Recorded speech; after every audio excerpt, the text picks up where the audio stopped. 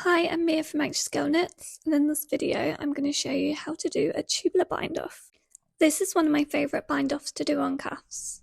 It's stretchier than your regular bind off, and I really like how the rib just continues around the edge rather than having a plait. This is a bit more advanced than your traditional bind off, but I did it on my second ever garment and it was totally fine. When choosing to do this bind off, you need to make sure you're doing a 1x1 rib and it's starting with a knit. Extra things you're going to need for this is a sewing needle and some snips.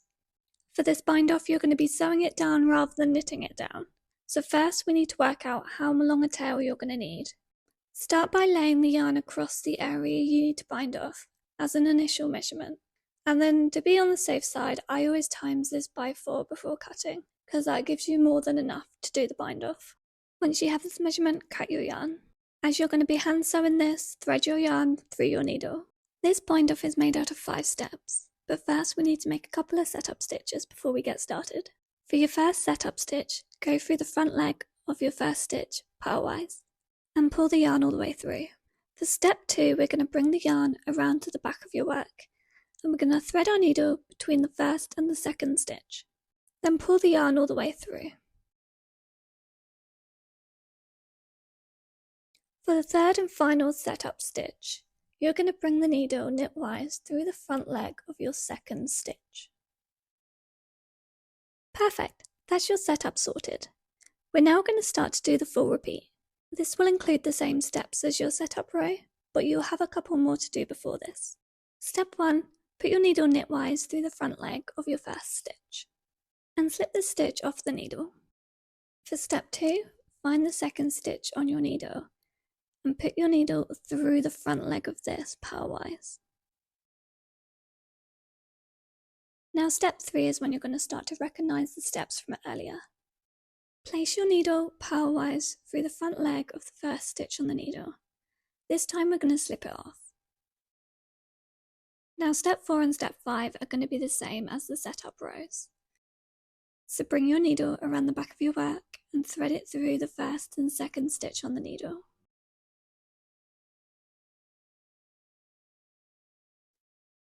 And for the 5th step, we're going to go through the front leg of the second stitch knitwise.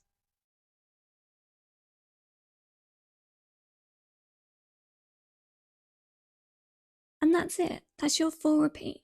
So all you need to do is repeat those 5 steps until you have 2 stitches left on your needle. Then I'm going to show you what to do. A little tip for getting your tension right. After every stitch, just play around with the edge a bit. We want to have it so it's a similar tension to the stitches you've knitted. So just fiddle, loosen it if you need to, tighten it if you need to, but make sure they're a similar size and tension as the stitches you've already knitted for the rib.